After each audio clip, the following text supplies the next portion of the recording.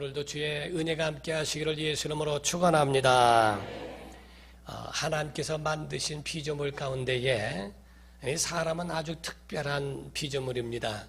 우리 짐승들은 육체만 있고 그리고 그를 움직이는 각자의 거기에 따르는 그런 영이 있겠지만은 그 육체가 끊어짐으로 완전히 사라져버리고 맙니다. 그러나 천사는 하나님을 또 하나님께로부터 특별하게 부여받은 기능적으로는 상당히 우월한 존재로서 하나님을 대항하는 천사들이지만은 그래서 또 사람에게 나타날 때는 육체의 모습, 그 사람의 모습으로 나타났다 사라지기도 하지만은 그는 인간과 같이 육체를 가지고 있지는 않습니다.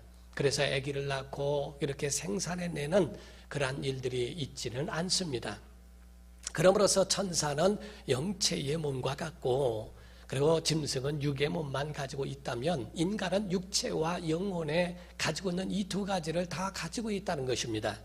그래서 육체라고 하는 것 때문에 먹고 마셔야 하고 그것으로 또 육체를 유지해야 할 생명이 필요한 것처럼 영혼이라고 하는 것도 하나님을 떠나서는 살 수 없는 곧 하나님의 은혜와 그 말씀 속에서 살아야 하는 것이 바로 사람의 영혼입니다.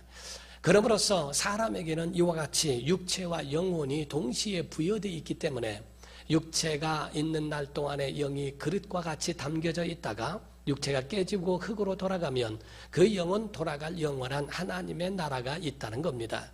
그래서 사람들이 말하기를 죽었다 또는 돌아가셨다 하는 것은 육체의 목숨이 끊어진 걸 죽었다라고 표현하지만 그러나 그 육체는 흙으로 돌아감과 동시에 영혼은 돌아가야 할 영원한 나라가 있는데 곧 하나님께로 돌아갈 우리 아버지께로 돌아갈 곳이 있는가에 대하여서는 우리에게 굉장히 정말 큰 문제가 될 수 있고 또 그것을 해결하지 않으면 영원한 형벌을 받을 수밖에 없는 것이 인간의 운명입니다.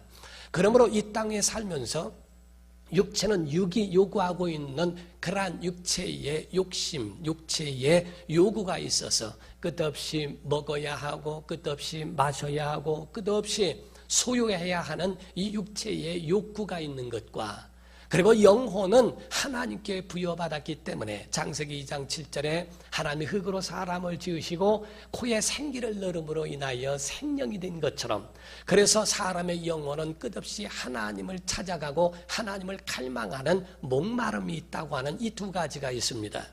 그래서 여러분이 육적 목마름만 가지고 살면 육의 사람, 영적 목마름이 있는 사람은 영의 사람 이렇게 보는 겁니다. 그래서 시편 42편 1절에 보면은 말씀하고 있기를 목마른 사슴이 시냇물을 찾아 헤매는 것처럼이라고 그랬어요.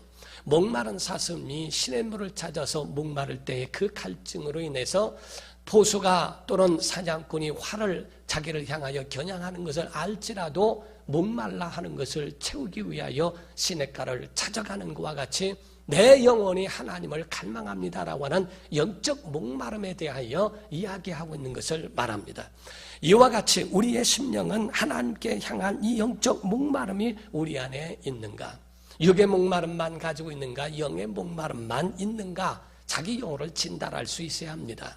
사람의 영혼이라고 하는 것 이와 같이 영원한 형벌에 처할 수밖에 없는 타락한 성도들이 되어버려서 타락한 인간이 되어 하나님을 떠난 자들 그러므로 연약하여서 자기 자신을 어떻게 죄를 없이 할 수도 없고 또 할 수 있는 능력도 없고 그런 자격도 없는 인간의 형편을 아시사 하나님께서 아들을 이 땅에 버리시고 독생자를 주사 십자가에 죽으시는 그 죽음의 희생으로 말미암아 온 인류가 가야 할 영원한 운명에서부터 지옥의 운명에서부터 영원한 생명으로 옮기시는 그런 놀라운 역사를 이루신 것을 가르쳐 기독교에서는 구원이라고 이야기를 하는 겁니다. 예수께서 이 땅에 오신 것은 우리에게 구원을 주시는 것이며 또한 하나님의 자녀답게 살아가야 하는 그러한 사는 방법과 사는 생명을 우리에게 주시기 위함이라고 말했어요. 우리는 예수를 바라보면서 소망을 얻게 되며 예수 그리스도를 통하여 구원을 받고 영생에 이르는 줄로 믿습니다. 그러므로 예수님은 누구이신가? 우리의 구주가 되심을 믿으셔야 합니다. 예수를 구주로 믿으시면 아멘 하세요. 예수님을 여러분의 주인으로 믿는 것 여러분의 구주로, 구세주로 믿는 것, 이것이 바로 가장 기본이 되고 본질이 되는 말씀을 이야기합니다. 두 번째는 우리의 만왕의 왕이 되신다라고 되어 있어요. 그래서 우리를 통치하시고 우리를 다스려 주시는 거예요. 하나님의 나라라고 말합니다. 나라에는 거기를 통치하는, 지배하는 사람이 있고 또 따르는 백성들이 있는 것처럼 하나님의 나라에 영원한 만왕의 왕이 되시는 이가 누군가? 바로 예수님이시라고 성경은 말씀하고 있는 것을 말합니다. 우리가 보면은 왕과 대통령의 차이가 있어요. 보면은 왕과 대통령의 차이는 똑같이 지배하고 똑같이 다스려주겠지만은 왕이라고 하는 것은 국민을 모든 백성이 왕을 위하여 존재하는 것을 말합니다. 그러나 대통령이라고 하는 것은 모든 백성을 위하여 존재하는 것이 대통령입니다. 그래서 대통령에 관하여서는 국민을 위하여, 국민을 위한 정치며 국민에 의한 이라고 말하는 것처럼 바로 이 국민을 위하여 존재하는 그들을 섬기는 이가 대통령이고, 왕은 모든 백성들이 나라님을 위하여 존재하는 것을 말합니다. 그래서 미국 같은 데는 백악관 같은 데에 거기에 국민들이 가서 그거를 다 구경할 수 있도록 오픈시켜주고 볼 수 있도록 그렇게 합니다. 많은 시스템들, 보안 시스템을 거쳐서 거기 들어가서 직무를 다 확인할 수 있고 볼 수 있는 그걸 노출시켜 함께하는 것을 가르쳐 말합니다. 그러나 왕은 다릅니다. 왕은 구분되어 있고 왕은 확실하게 차단시켜버립니다. 왕을 가르쳐서 백성들과는 전혀 다른 삶을 살아가는 사람들을 왕과 같이 여기게 되는데 철저히 차단하고 있죠. 거기에 보면은 조선 왕조 500년이라고 이야기하는 것처럼 바로 1392년에 시작된 조선이 1910년 한일합방까지, 그때까지를 보게 됩니다. 거기에 보면은 조선 왕조 27대 왕이 있으면서 살아오죠. 그 왕을 가르쳐서 얼굴을 용안이라고 합니다. 앉은 그 의자를 용상이라고 합니다. 옷을 입은 걸 용포라고 합니다. 하루에 5끼를 먹으면서, 그러면서 운동도 하지 않고 가만히 있으면서 다스리는 사람들입니다. 그래서 그러니까 오래 살지 못하고 뭔가 지금 같으면 운동해야 됩니다, 뭘 해야 됩니다 했는데 그렇게 하루 5끼 먹어가면서 보약도 챙겨 먹어가면서 걸어 다니는 것도 원래 구용 가운데 보면은 조경중이라고 하거든요. 발의 용모는 무거워야 한다. 살살 걸어 다니니까, 그러면서 거기에 보약까지 먹어버리니 그건 살지 못하고 거의 단명하고 끝나버리는 겁니다. 오죽하면은 고종 황제가 선교사들이 와가지고서 막 운동하느라고 정거를 하고 막 공을 치고 그러면서 땀을 뻘뻘 흘리고 다녀요. 그러니까 황제가 그랬다는 게요. 쟤들은 왜 저러느냐. 그러니까 지금 운동하느라고 땀을 흘려가면서 운동한다고 그러니까 저런 미련한 것들, 아래 것들 시키지 왜 지들이 뛰어. 하듯이 말이요. 아래 것들을 시켜서 자기들이 치면 되지, 그거를 그때를 치야지. 자기들이 왜 이렇게 그렇게 힘들어 치느냐고 하듯이 그게 사람이 움직여야 하고 운동해야 되는 것을 모르고 있다 이게야. 그래서 철저하게 차단되어 있는 그것을 말하죠. 자, 예수 그리스도는 어떤 분이신가? 예수님은 만왕의 왕으로 오셨지만 다 보여주셨고 다 나타내셨고 다 모든 것을 다 그들에게 베푸시고 섬기시고 나누셨다고 돼 있어요. 끝에 가서는 십자가에 자기 몸을 내어주심으로 인류를 위하여 속죄제물이 되셨다라고 말씀했어요. 예수님의 삶은 어떻습니까? 왕이시면서도 만왕의 왕이 오셨다라고 말하면서도 마국간에 나셨고 나사렛에서 목수의 일을 하셨습니다. 목수의 일을 30년 동안에 하시고 30세쯤 됐을 때에 이제 공생애를 사시는데 요단강에서 침례받고 올라오실 때 성령이 임하셨어요. 이는 하나님의 아들이요 하나님의 기뻐하시는 자라고 하는 것에 대한 그 증거를 받으셨을 때 그때로부터 왕의 형상으로 왕의 그런 자리에 앉으신 게 아닙니다. 그 후에는 더욱더 비천한 자들과 함께 하셨고 병든 자들을 고쳐주셨고 죽은 자를 살리셨고 그리고 많은 가난한 자들의 친구가 되어주셨고 죄인들을 찾아가 위로하시며 그들을 건지시며 그들을 품으시며 그들을 끝까지 하나님 나라에 대한 소망과 구원의 길을 열어주신 것이 바로 예수님의 공생애였습니다. 예수께서 만왕의 왕으로 등극하셔서 그 모든 것을 다 지배하고 다스리며 폭군과 같이 군림했던 것이 아니라 차라리 평범한 사람들 가운데 들어가 그 가운데 섬김과 나눔이라고 하는 본을 보여주셨다는 거예요. 오늘 본문 말씀에도 인자가 온 것은 섬김을 받으려 함이 아니라 도리어 섬기려 하고 많은 사람의 대속물로 내 목숨을 내어주려 왔다 하고 예수께서 자기의 오신 목적과 그 본분에 대하여 말씀하지 않습니까?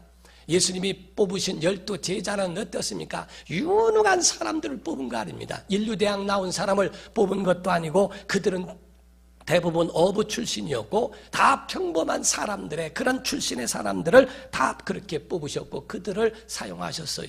예수님의 주변에 있는 사람들은 왕궁에 있는 사람이 몇 사람이나 있습니까? 아무도 예수님의 주변에는 빌라도와 함께 밥을 먹인 적이 있습니까? 헤롯과 함께 밥을 먹고 그와 함께 나눈 적이 있습니까? 전혀 그들과는 상관없는 평민들 속에 그 속에 들어가 진짜 섬김이 무엇이고 진짜 사랑이 무엇인가 진짜 베푸는 것이 무엇인가에 대하여 그들에게 일러주는 일을 하셨어요. 오죽하면은 예수 말씀하시기를 산에 여우 굴이 있고 나는 새도 집 있지만은 인자는 머리 들 것이 없다. 물론 철학적이고 신학적인 말씀이 그 안에 내포되어 있습니다만은 예수님의 현실적으로도 마찬가지였어요. 여우가 사는 굴이 있고 공중 나는 새도 집을 짓고 있지만은 인자는 이 땅에 주소를 두지 않고 있다. 내가 들어갈 영원한 하나님의 나라가 있다고 하는 것에 대하여 주님은 그 깊은 의미를 말씀하셨지만은 이 땅의 육신을 위하여 무엇을 하나 행하지 않으셨습니다. 이적이 많은 이적을 행하셨지만은 그 이적 가운데 본인을 위하여 이적을 행하신 건 없습니다. 오직 다 많은 사람들, 죽어가는 사람, 비천한 사람 그들을 위하여 이적을 행하셨지 본인 먹고 살기 위하여 이적을 베푸신 적은 한 번도 없어요. 이와 같이 예수님의 그 모범을 보여주신 그 삶, 섬기고 나누고 함께하는 삶, 그것을 보고 따르려고 하는 자들을 가르쳐 제자라고 하는 겁니다. 원래 제자라는 말은 기독교적 용어예요. 국어사전을 보더라도 예수 그리스도를 따르는 자들을 제자라고 표현을 했습니다. 이와 같이 제자된 삶이란 무엇인가? 예수를 닮고 그분을 본받아 살아가려고 하는 것. 사도 바울은 말하기를 사도행전 20장 33절에서 35절까지 말합니다. 내가 너희에게 은이나 금이나 의복을 탐한 적이 있느냐? 나는 약한 자들을 도와줬고 주 예수 직접 하신 말씀에 주는 것이 받는 자보다 더 복이 있다 함을 말하지 않더냐라고 말씀했어요. 바울도 주님을 따라가는 주님의 제자로서의 사명을 감당하는 제자라고 그렇게 표현하고 있는 겁니다. 예수님의 사람은 잘 먹고 잘 입고 잘 놀고 박수받고 인기 끄는 곳에만 있는 게 아닙니다. 예수 믿는 사람들은 곧 정말 주님이 기뻐하시는가? 여러분 주님을 기뻐하기를 주님으로 축원합니다. 우리의 신앙에는 주님을 기뻐하라는 거예요. 하나님 계심을 기뻐하라는 거예요. 어린아이가 장난감 가고 놀다가 어머니가 이거 가지고 놀고 있어. 엄마 어디 갔다 올게 하고 다녀왔는데 장난감 가지고 놀다가 엄마 생각납니다. 엄마 소리칩니다. 엄마가 오지 않으니까 막 울어댑니다. 더 좋은 장난감을 갖다 줘도 필요 없습니다. 엄마가 오기를 바라요. 이와 같이 바로 어린아이가 어머니를 갈망하고 목말라하고 어머니가 오면은 장난감도 필요 없고 아무것도 필요 없어요. 엄마 하나만 있으면 되는 것처럼 신앙에 있어 우리의 믿음은 하나님 한 분으로 만족하는 것, 정말 예수 그리스도의 믿음을 따라 살아가는 그 믿음의 사람들은 하나님을 즐거워하는 삶, 이것이 바로 제자의 삶이요 하나님의 일을 위하여 기뻐하는 것이 제자의 삶이라는 거예요. 여러분 우리가 과학적으로 보면은요 범죄자들에게는 그러한 범죄를 행하는 인자, 그러한 DNA가 있대요. 그래서 아주 신기하게요 그 생각 자체가 벌써 범죄하는, 사람은 가만두면요 범죄한다니까요. 이게 꼭 보면 애들도요 신발 신으라고 하면 꼭 거꾸로 신어요. 애들 뭐라 하라고 하더라도 꼭 곁길로 가고 싶고 가만히 주문을 한번 뒤집어 보고 싶은 마음도 있고 부모한테 대들고 싶은 마음도 있고 반항하는 마음, 그 속에 다 그런 인자가 다 있다는 거예요. 범죄자에게는 아주 특별한 또 그런 DNA가 있다는데 창세 이후로 가인의 후부터 시작해서요, 모든 사람은 범죄할 수 있는 죄의 근성이 있다는 겁니다. 그래서 창세기 4장 6절 7절 이하에 가인에게 하나님 말씀하십니다. 내 얼굴이 변하면 어찌미뇨, 내 안색이 변하면 어찌미뇨, 너는 죄의 소원은 있지만 너는 죄를 다스려야 할 것이다 라고 말했어요. 죄의 소원, 죄를 짓고자 하는 마음, 그런 상품은 너에게 있을지라도 그런 육적인 그런 죄의 근성이 있어도 너는 죄를 다스리라. 죄를 다스리라고 말하지만 인간은 다스릴 만한 능력이 없어요. 여러분, 예수 믿어 침례받고요, 성령 받는 거는요, 이와 같은 죄의 사람을 죽여버리는 겁니다. 우리가 DNA가 예수로 바뀌어져야 한다는 게예요. 하나님의 사람으로 바뀌어지기를 주님으로 축원합니다. 그래서 우리의 생각이 변해야 된다는 겁니다. 우리의 삶이 변하기 전에 우리의 마인드가 변해야 되고 생각이 변해야 된다는 거예요. 서구적인 그런 문화들을 보게 되면 기독교 문화가 대부분 많이 있습니다. 그들이 퇴색되고 토착화되고 타락되어 버리는 경우도 있지만 대부분 그들이 가지고 있는 그런 마인드 안에는 전부가 기독교적인 정신을 그 속에 가지고 있다는 거예요. 영국이라고 하는 곳에도 귀족 학교가 있는데 세계 1, 2차 대전 때에 그 귀족 학교에 다니는 아이들, 굉장히 엘리트들이라고 자부하는 아이들이 고등학생 아이들을 총을 들려보내서 그들이 전쟁터에 나가 죽은 아이들만 2,000명의 사람이 된다고 합니다. 6.25 때 미국에서 장성급, 별자리에 있는 장성급들의 아들들이 와서, 그 아들들이 한국에 와서 죽은 사람, 전사한 사람들이 35명이라고 합니다. 우리가 보면은 어느 나라에 뭐가 있다고 그러고 그쪽에 파병된다고 하면 가지 마라, 됐어서 왜 가느냐, 뭐 하느냐, 다 맞고 알판국에, 아니 자기가 가면 갔지, 자기 자녀들까지도 데리고 가서 전사하게 할 만큼 정말 나라를 지켜야 하고 돕는 자, 약한 자들을 돕고 약소국가 그들에게 도와야 한다는 그 마음속에 가지고 있는 것. 6.25 때에 8군 사령관으로서 움직이는 그런 8군 사령관도 그 아들이 폭격에 의해서 망하는 그 가운데에 전사를 당하기도 합니다. 이와 같이 과연 그 속에 우리 안에 섬김과 베품에 대한, 나눔에 대한 그런 마인드가 있는가? 빌 게이츠라고 하는 사람은 2008년도 그 경에 280억을 사회에 환원시켰어요. 280억 달러입니다. 280억 달러는 1억 달러가 우리 한국 돈으로 1,000억입니다. 1,000억인데 1억 달러가 1,000억인데 280억이라고 하면 조가 넘어가는 어마어마한 돈입니다. 그 많은 돈을 사회에 환원시키고 빈민자들과 이러한 마약 중독자 등등 그런 소외된 자들을 향하여 그들에게 베푸는 것, 그들은 빼앗기는 것이 아니라 그들은 나누는 겁니다. 그 속에 빼앗겨서 그거를 아주 죽이시는 걸 억지로 한 것이 아니라 그들은 당연히 사회 속에서 자기가 얻은 것이니 그 가운데 돌려줘야 된다고 하는 그런 마음을, 당연히 그거를 행하는 그런 마음을 가지고 있어요. 과연 우리 속에도 이와 같은 삶이 있는가? 성도들은요, 쉽게 살려고 하는 마음을 버려야 한다는 거예요. 우리는 이미 좁은 길을 선택한 사람들이라는 거예요. 마태복음 7장 13절 14절 이하에 보면 말씀을 합니다. 좁은 길로 들어가라. 그래서 거기는 협착하고 찾는 이가 많지 않지만 거긴 생명길이니라. 그러나 넓은 길로 가는 사람들이 있는데 그들은 멸망길로 가는 것이다 라고 성경은 우리에게 증가하고 있어요. 그 전에 몇 년 전에요, 서울 면목동에서 지하실에서 잠자고 있는 자기 어머니와 누나가 있는데 19살 된 아이가 친구를 시켜서 화재를 내서 죽였습니다. 아버지도 같이 죽는 건데 아버지는 그때 오지 않았기 때문에 아버지는 살았어요. 어머니와 누나가 벌에 타 죽었습니다. 나중에 그를 잡아가지고서 조사하고 기자가 물었는데 또 왜 그런 일을 했냐고 물었더니 아주 간단합니다. 애인하고 강남에서 살고 싶어서, 애인하고 강남에서 놀고 싶어서 보험금 타가지고. 가장 우리가 광우병이 문제가 아니라 광인병이 문제라는 거예요. 사람의 마음이 부패해져 버렸다는 겁니다. 사람의 마음이 극과 극을 달리는 거예요. 어떤 이들은 섬기고 어떤 이들은 평화를 바라고 어떤 이는 파괴적이고 어떤 이는 부패해져 버렸다고 하는 것을 이야기하는 거예요. 성경에 세상에 병이 있는데 심각한 병이 안병이죠. 근데 그 안병은 선고받고서 자기 자신을 위하여 준비할 수 있는 기회라도 있어요. 근데 조금 지나면요, 치매라고 하는 것은요, 정말 모든 걸 다 잃어버리고 기억, 좋은 기억, 나쁜 기억 다 사라져버리는 아주 더 무섭고 심각한 병이 있습니다. 그러나 사람의 마음이 완전히 부패해져 버린 그런 병은 더 그 속에 더 사람을 그렇게 심각하게 만들어버린다는 것을 이야기합니다. 사랑하는 성도 여러분, 성도들은요, 은금이 쏟아져도요, 하나님 뜻이 아니면은 손잡지도 말아야 되고 가지도 않으려고 하나님께 판단할 수 있는 지혜를 달라고 구할 수 있어야 합니다. 유대인들이 세계를 그냥 지배한 게 아니라는 겁니다.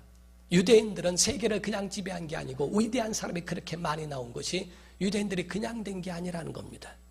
신기하게요, 유대인들은요, 대부분의 사람들, 유대인들이 마약 중독자가 없다는 거예요. 유대인들은 자살하지 않는다는 거예요. 어렸을 적부터 그들은 하나님을 경외하는 법을 가르쳤다는 겁니다. 자기 자녀들을 뭘로 가르치겠는가? 돈으로 가르치겠는가?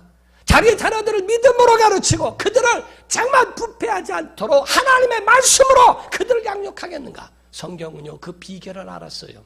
그래서 다윗은 정한 마음을 내게 주소서, 내게 넓은 마음과 정한 마음과 강력한 마음, 하나님께 향한 그런 마음을 내게 달라고 간구하며 기도할 만큼 정말 모든 삶에 하나님이 함께하지 않으면 안 된다고 하는 그 사실을 알았어요. 세상의 물질에는요, 두 가지가 변화가 있는데 하나는 숙성이라고 하는 변화와 하나는 부패라는 변화가 있다는 겁니다. 하나는 발전이지만은 하나는 부패해져 버리는 거예요. 그래서 효소를 넣고 그거를 가지고 발효를 시키면은 정말 사람에게 유익한 유익균을 생성해야 되지만은, 그러나 그것이 효소가 없고 그 가운데 그냥 방치해져 버리면은 부패되어져서 변질돼 버린다는 게, 썩어 버린다는 거죠. 그걸 먹게 되면 온몸이 유해균에 의하여 막 고열이 나기도 하고 온몸이 아주 괴로움을 당하게 된다는 겁니다. 한국 같은 나라가 어디 있는가? 40-50년 전만 하더라도 보릿고개가 나오고 굉장히 힘든 그런 병과 미신과 가난과 모든 것을 어려움 당한 그런 나라인데, 지금 현재 이같이 잘 사는 그런 나라가 세상에 어디 있을까? 미국 다녀온 사람들 한국 같은 데가 없다고 합니다. 외국 갔다 오더라도 한국같이 편한 데가 없다고 얘기합니다. 정말 경제 대국으로 그렇게 급성장한 그 나라, 그런데 왜 사람의 영혼만큼은 부패해져 있는가? 과학도 지식도 다 발전하고 있는데 왜 심령이 그렇지 않은가? 하나님 떠나면요, 아무 소용이 없어요. 하나님의 은혜가 그 속에 있지 않으면 영혼이 치유되지 않거든요. 그래서 예수께서 너희는 약속한 바 성령을 받기까지 예루살렘을 떠나지 마라. 능력 받고 가라. 누가복음 24장 49절에 말씀하기를 위로부터 능력을 힘입힐 때까지 여기 머물러 하고 주님이 명령하신 이유도 바로 거기입니다. 내 힘이 부족할 때는 밖에서 오는 힘이 필요해요. 하나님의 능력이 필요해요. 성령의 역사가 필요한 겁니다. 부패를 막기 위하여 할 수 있는 것, 이 땅을 고칠 수 있는 능력은 하나님께 있습니다. 주의 말씀에 있고 은혜에 있는 겁니다. 여러분의 마음을 지키기를 예수로 축원합니다. 여러분의 마음을 지키기 위하여 성령을 보내주셨고 예수 말씀이 있는 것이고 은혜가 있는 것이고 예배가 있는 줄 믿습니다. 여러분 자녀들을 위하여 정말 기도하십시오. 정말 희생이 있어야 됩니다. 쉽게 살려고 하면 안 됩니다. 어렵고 힘들어도 좁은 길을 택하여 가는 겁니다. 가족도요, 그냥 쉽게 가려고 하지 말고 부부지간에도 서로가 노력해야 됩니다. 부인도 남편한테 당신이 다 불어 먹이라고 그렇게 하지 말고 함께 노력하면서 감사할 줄 알아야 되고, 남편도 아내가 있어 감사할 줄 알아야 합니다. 서로가 도와줘야 되고, 아멘도 안 해요. 보면은 정말 서로가 노력하고 도와주고 서로가 함께 그거를 감사할 줄 아는 게 필요해요.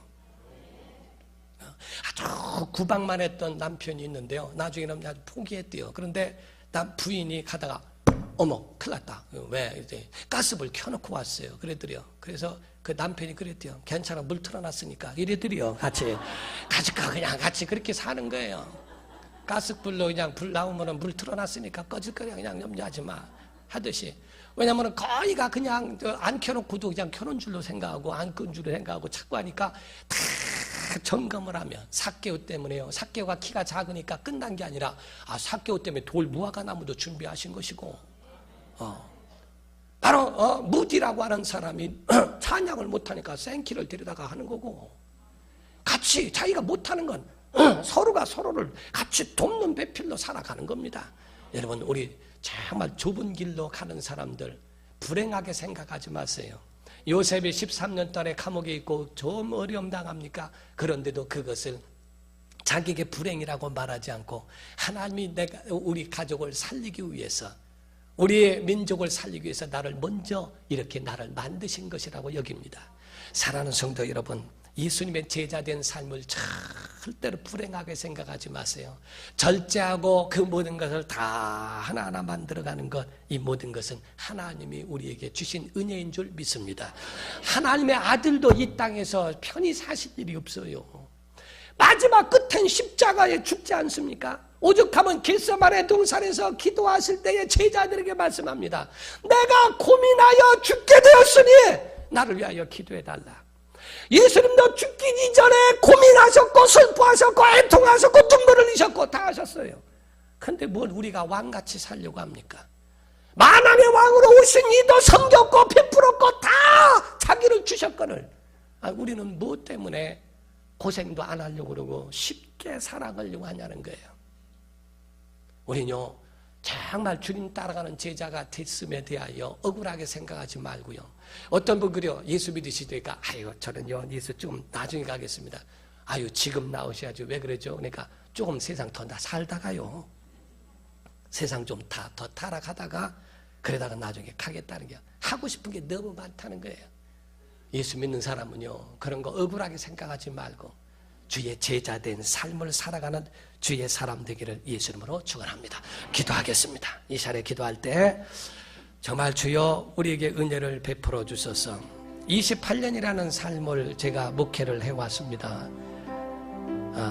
후회가 아니라 저런 굉장히 정말 힘들고 위기도 많이 있었지만은 후회한 것이 아니라 부족함 때문에 눈물 흘린 적도 많이 있습니다. 그러나 내가 불행한 자라고 여긴 적은 한 번도 없습니다.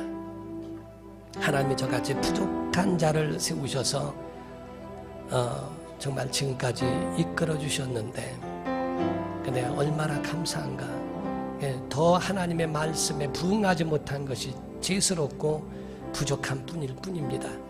여러분 예수 믿고 같이 신앙생활한 그거를 불행하다고 여기질 필요가 없습니다. 좁은 길로 가기로 결심한 사람들이니 정말 여러분 여기 성공해야 됩니다. 믿음으로 성공하도록 믿음으로 주님의 제자된 삶으로 성공자가 되게 해달라고 간절한 마음으로 다 같이 통성으로 기도하시겠습니다. 살아계신 하나님 아버지 오늘도 하나님 전에 불러주심을